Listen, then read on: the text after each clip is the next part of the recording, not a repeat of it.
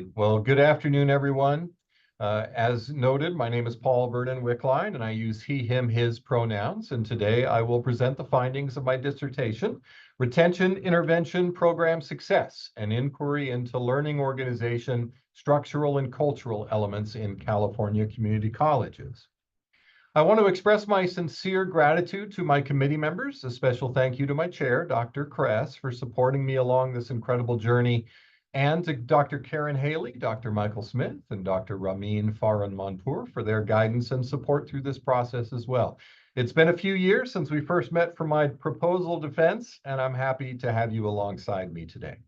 To begin, I will provide a brief overview of today's presentation. I'm not going to read all of this to you. I'm just going to show you what we're going to cover today so you can see that. Let's first turn to framing the issue and the population served by this study. So this study is grounded in long-standing concerns about student retention and equity in higher education, particularly within open access community colleges that serve the nation's most diverse and underrepresented populations. Despite decades of reform, completion rates remain stagnant and equity gaps persist, underscoring calls for systemic change. Community colleges are also under mounting pressure to improve student success outcomes and reduce disparities. Early alert and intervention programs, or what I will call EA&I throughout this presentation, have emerged as a widely adopted strategy to address these challenges, leveraging technology to identify and support students before they disengage or drop out. However, prior research has primarily focused on technological adoption and outcomes, often neglecting the critical role of organizational culture and structural context. Drawing on Senge's organizational learning theory and the structural and symbolic frameworks of Bullman and Deal, this study situates EA&I programs within broader institutional ecosystem, examining how inclusive, collaborative, and equity-minded cultures, coupled with robust structural supports, determine program sustainability and impact. In doing so, this study advances scholarly understanding of how organizational dynamics mediate the success of student retention initiatives and offers some practical guidance for institutional leaders navigating complex socio-political and fiscal landscapes. The population for this study, I focused on California community colleges, the largest public higher education system in the U.S., enrolling more than 2 million students annually, and the study sample selected 3 California community colleges actively implementing early alert and intervention programs. So to address this problem, I designed a study to investigate how organizational structures and cultures within community colleges support the successful implementation of EA&I programs. The purpose was to examine the structural and cultural elements of community colleges that have successfully implemented and sustained EA&I programs. Specifically, the study explored how organizational learning cultures within student services areas influenced program success. There were 2 central research questions that guided this study. First, what structural and cultural elements of organizational learning culture support the implementation of early alert and intervention programs? And secondly, how does the student services or student affairs area support a learning-centered environment essential for initiating and sustaining an EA&I program? To further situate the study, I'll provide a brief overview of the key literature that informed the research design and analysis. The literature informing the study really spans several areas. First of all, low retention and completion rates at community colleges have been well documented, with students from historically marginalized groups facing persistent inequities.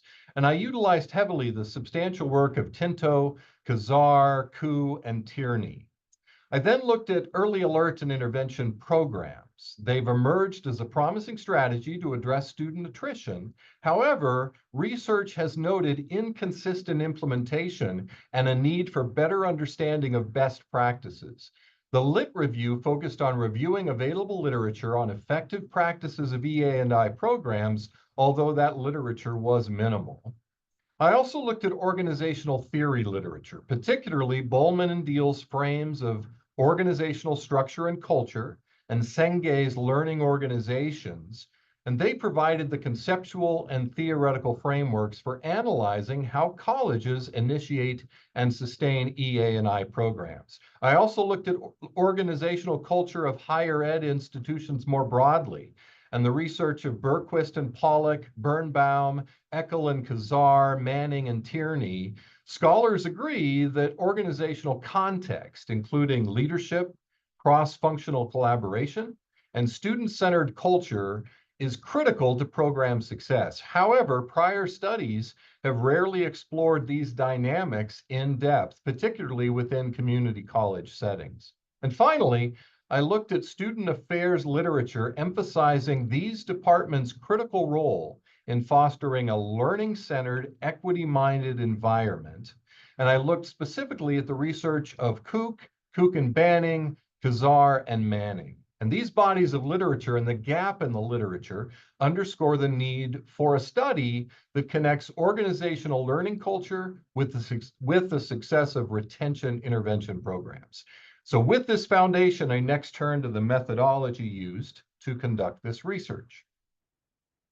So the study employed a qualitative method to examine 3 community colleges that successfully implemented EA&I programs, and success was defined as full implementation and evidence of a positive impact on student course retention, persistence, and/or course completion. And the qualitative methodology really best answered my research questions, allowing me to investigate a phenomenon and generate insights that would probably not have been possible with a quantitative approach. This approach also aligns with my ontological and epistemological beliefs as a longtime scholar, researcher, practitioner with more than 20 years in higher education. Data collection. My data collection involved semi-structured interviews with 12 participants from 3 institutions.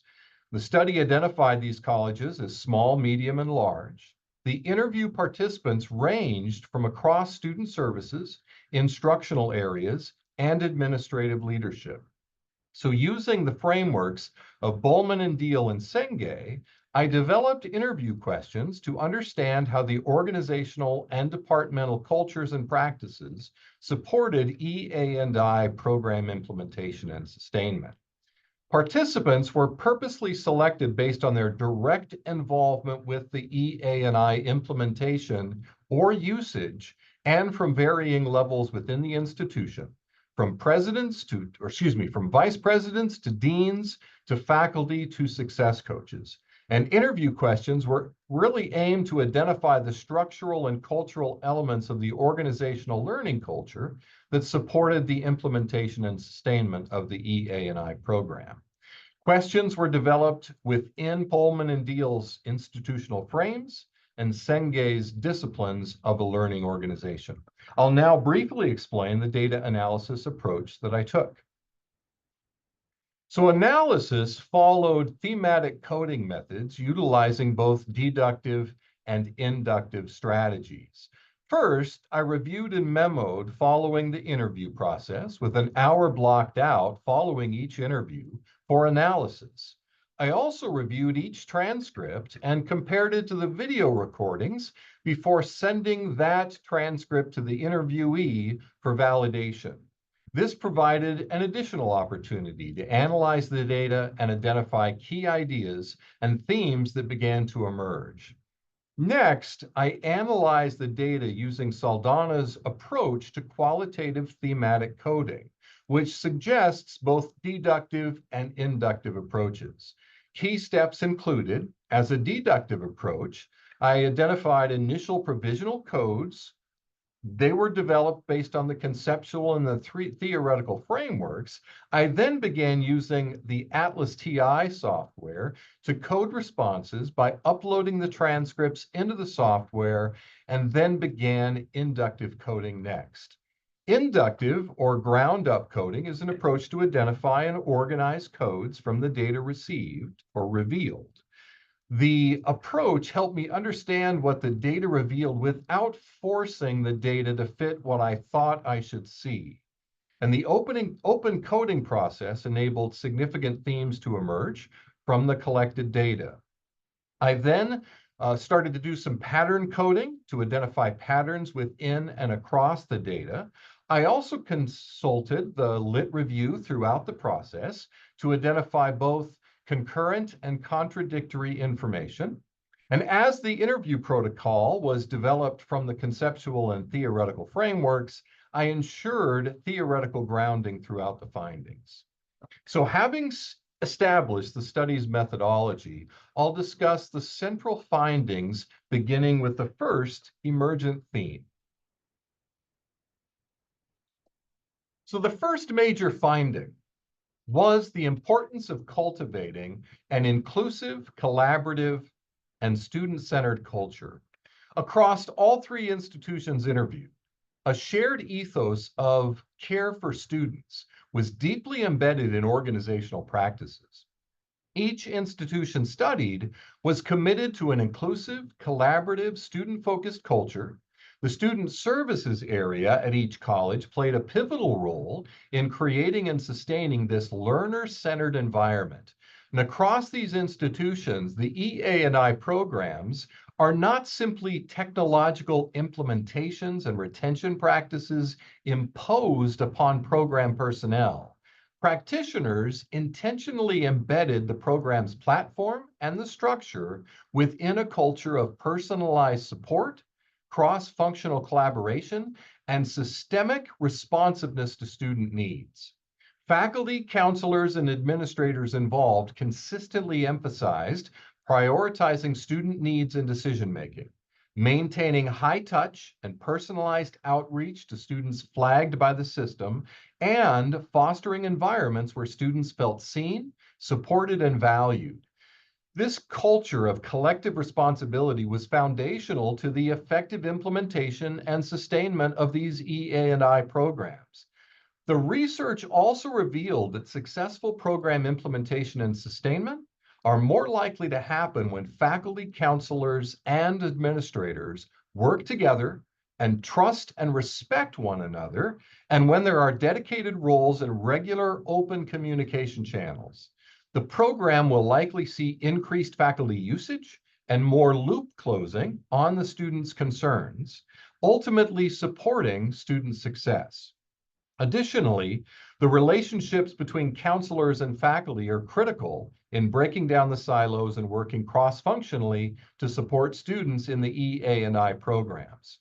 A related and important sub-theme identified from this research is that strong partnerships between administrators and faculty at each of these three institutions existed, and this contributed to the successful implementation of their programs. This theme and these sub-themes really align closely with Bowman and Deal's human resource, political, and symbolic frames. So building upon this student-centered culture, the second emergent theme emphasizes the role of shared goals and shared vision. So the second key finding was the alignment around shared goals and vision. Building a shared vision is a central pillar underpinning the success of EA&I implementation at each institution. Participants across all colleges clearly understood that student success and equity were institutional priorities. The individuals at each college shared a similar collective vision for their program.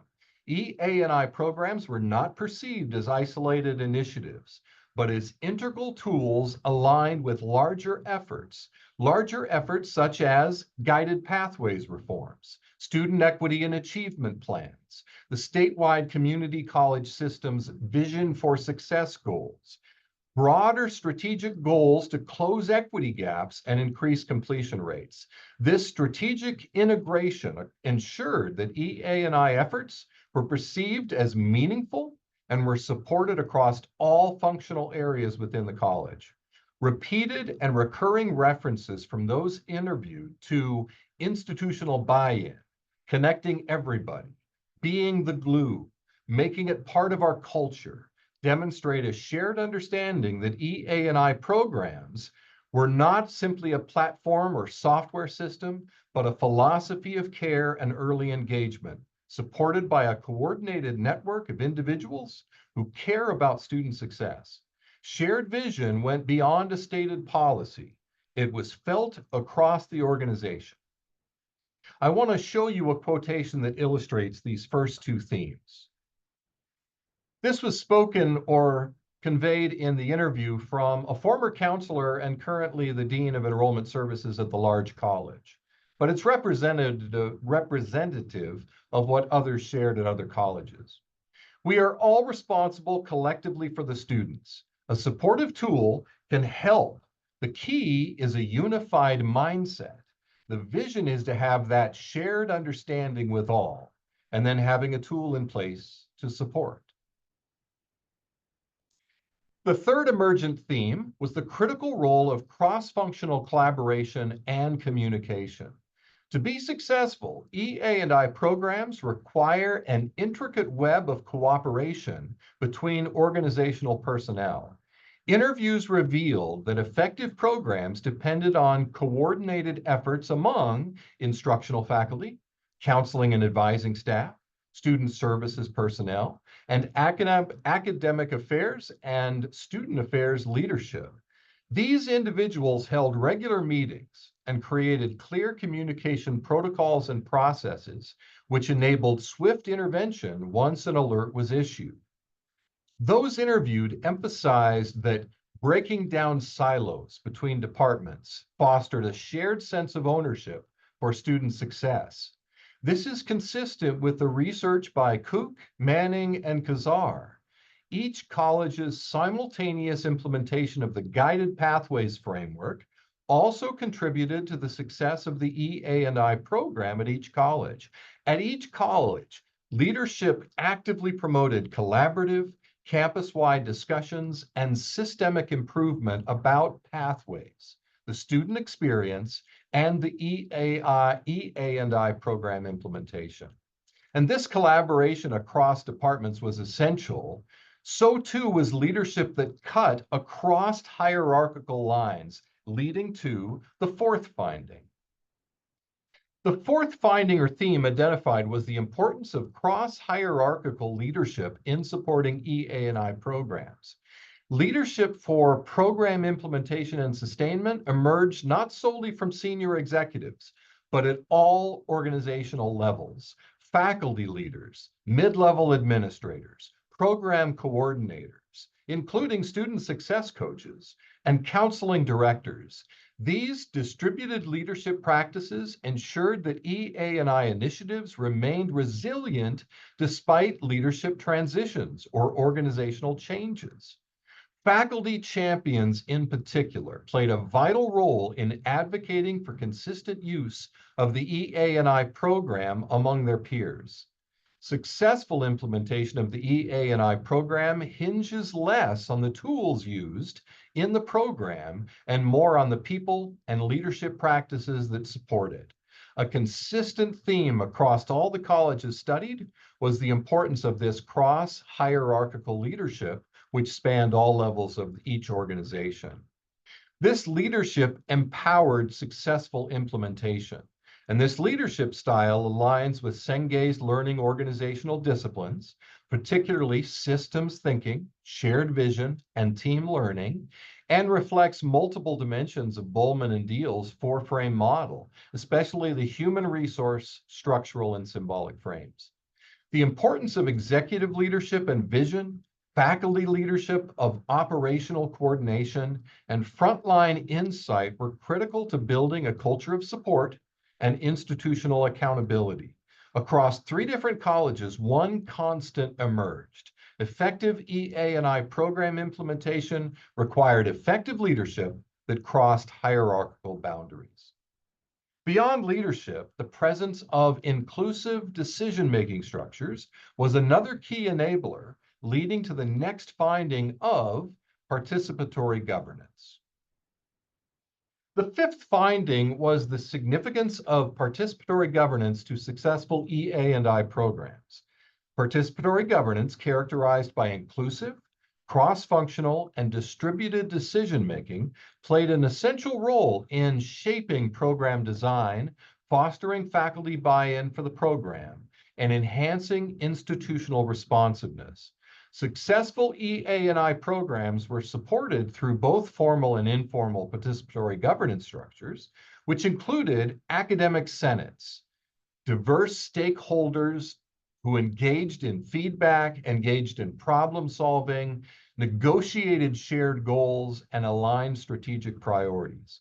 Also, student success committees and district and local EA&I committees, guided pathways work groups. All of these involved participatory governance in some way, shape, or form that enabled successful implementation of these programs.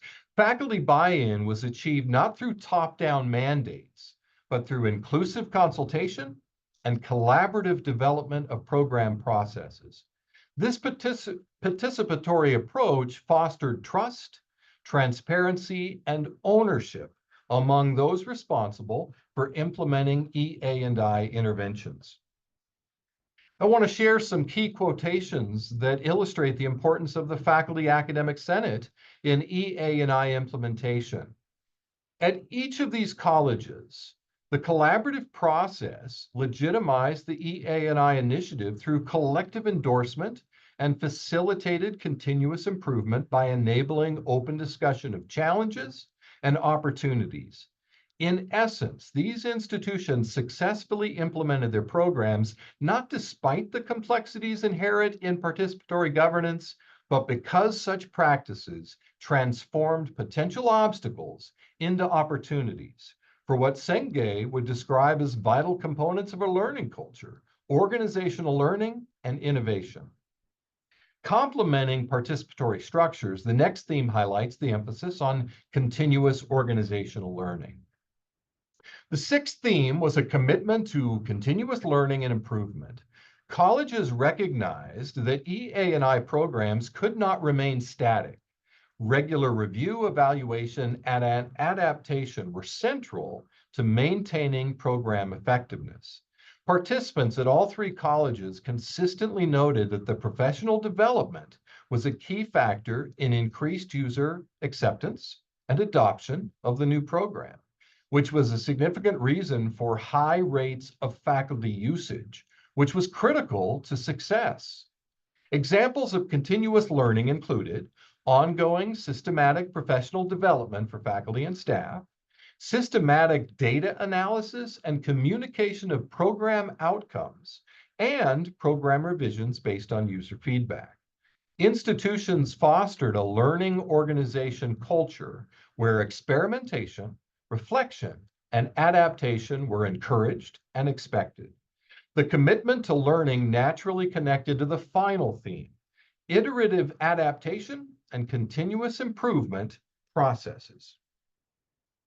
So the final emergent theme was the iterative nature of program adaptation with each of these colleges. Institutions used ongoing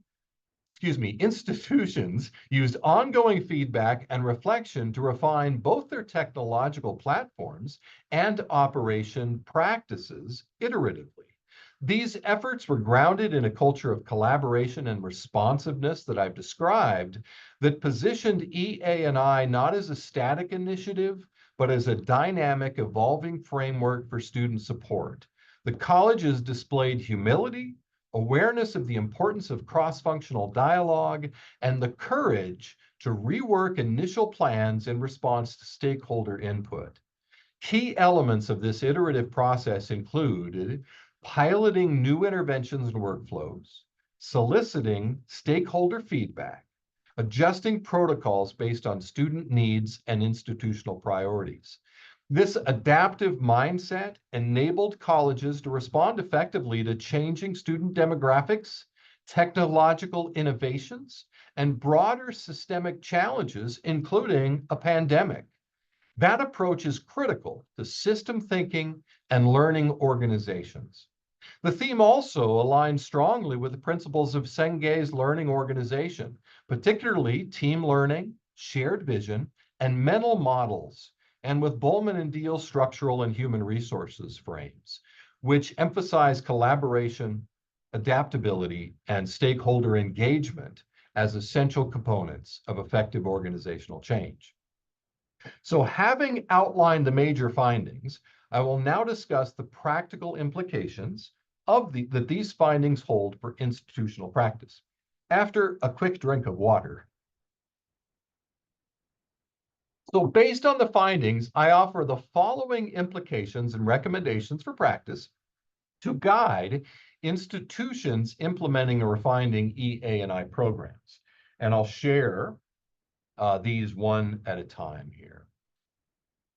So first of all, the first major implication for practice is the necessity of intentionally building a collaborative, student-centered culture. Successful EA&I implementation requires that institutions move beyond technical solutions to address the cultural foundations of student support. Faculty, staff, and administrators must be committed to centering student needs in decision-making, actively addressing systemic inequities, and embedding principles of care, inclusion, and belonging in all interactions. Institutions must recognize that culture is not incidental. It must be deliberately cultivated to sustain retention initiatives. Implementation actions might include creating success teams that include counselors, instructional faculty, and support personnel. Establishing rituals of recognition and care, such as kudos campaigns, storytelling at department meetings, or celebrating EA&I champions to build emotional investment, and engaging students as co-creators of support practices, inviting them to give feedback on EA&I messaging, platform usability, and follow-up effectiveness to ensure student-centered design. The second suggestion is to build and maintain cross-functional relationships across instruction and student services in particular. Deliberately structure and support partnerships between instructional faculty and student services personnel to break down silos and improve communication. The research findings consistently highlighted that sustained program success depended on trusting, well-structured relationships between faculty, counselors, and administrators. Implementation actions might include co-leading professional development workshops for faculty and counselors focused on integrated approaches to student support and EA&I tool use. Developing co-chaired EA&I committees with one representative from student services and one from instruction. Institutionalizing loop closure accountability, ensuring faculty see follow-up and feedback on their flags. This increases the system's credibility and promotes ongoing and increased faculty usage. A third recommendation, align EA&I with a shared institutional vision of equity and student success. Develop and communicate a clear institution-wide vision for EA&I that is equity-driven, student-focused, and collaboratively developed. A shared vision that resonates emotionally and symbolically with faculty and staff. That was a key enabler to EA&I integration across all the colleges studied. At each site, the vision of connection, care, and support united stakeholders. Faculty buy-in increased when EA&I was framed not as compliance, but as a vehicle for student belonging and equity. Implementation actions might include facilitating visioning sessions with students, faculty, and staff to articulate a shared why behind EA&I. In all communications, link EA&I outcomes to the college's mission, strategic plan, or guided pathways framework, and to include EA&I vision statements in onboarding materials for new employees, particularly adjunct faculty, so they understand the purpose and philosophy behind the platform from the start. A fourth recommendation is to integrate equity at the core of EA&I design and practice. Ensure that equity-minded practices guide every aspect of implementation, from messaging and workflow design to data disaggregation and staff training. Each college studied embedded equity into its EA&I systems by designing alerts that addressed specific barriers, reviewed disaggregated data, and trained staff in cultural responsiveness. Also, equity-minded implementation helped ensure that historically underserved students received early, culturally appropriate support. Implementation actions might include conducting regular equity audits of EA&I data, for example, flag patterns, outreach rates, student outcomes, disaggregated by race and ethnicity, gender, disability, and first-gen status. Using culturally responsive messaging and EA&I alerts and interventions developed in partnership with affinity groups and cultural centers or equity offices, and delivering equity-centered training for all users of the EA&I platform, highlighting how unconscious bias can affect referral patterns or follow-up quality. A fifth recommendation: create clear roles, feedback loops, and accountability mechanisms. Institutions should define clear roles, for example, technical lead, counselor lead, faculty lead, establish follow-up processes, and implement feedback mechanisms to track and refine EA&I usage. Effective implementation was driven at these institutions studied by clearly assigned roles and consistent loop closure. Colleges with strong closing the loop cultures had better student outcomes and higher faculty engagement. For example, at the small college, leadership conducted annual reviews to ensure accountability, while the medium college leaders used real-time feedback to guide adjustments. Implementation actions might include documenting and distributing the EA&I workflows, outlining who does what when a flag is raised, including timelines, departments, and contacts, developing real-time data dashboards or weekly digests for departments showing flag resolution rates, outstanding cases, and impact stories, and using EA&I check-ins during professional development weeks or department meetings to revisit procedures, celebrate success, and refine protocols. A sixth recommendation: leverage cross-hierarchical leadership to empower implementation.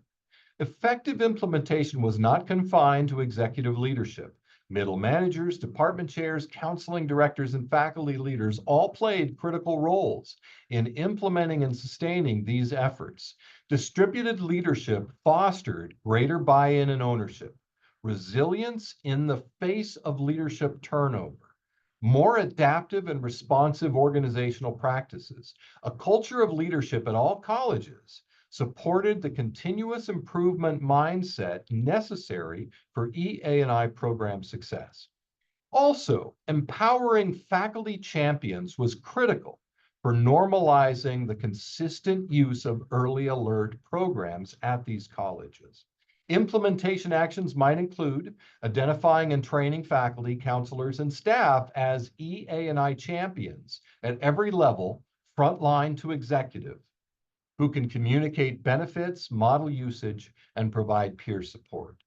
Encourage vice presidents and presidents to actively message support for EA&I during campus-wide events, emails, and reports. This helps normalize participation. And develop a leadership rotation model where implementation leadership is shared across years or departments, increasing buy-in and avoiding leader burnout. The seventh implication is the importance of aligning EA&I programs with broader institutional goals. EA&I should not be perceived as a standalone initiative, but fully integrated into guided pathways reforms, strategic enrollment management plans, student equity and achievement plans. Clear alignment enhances resource allocation, cross-functional collaboration, and leadership support while reducing the risk of initiative fatigue or marginalization.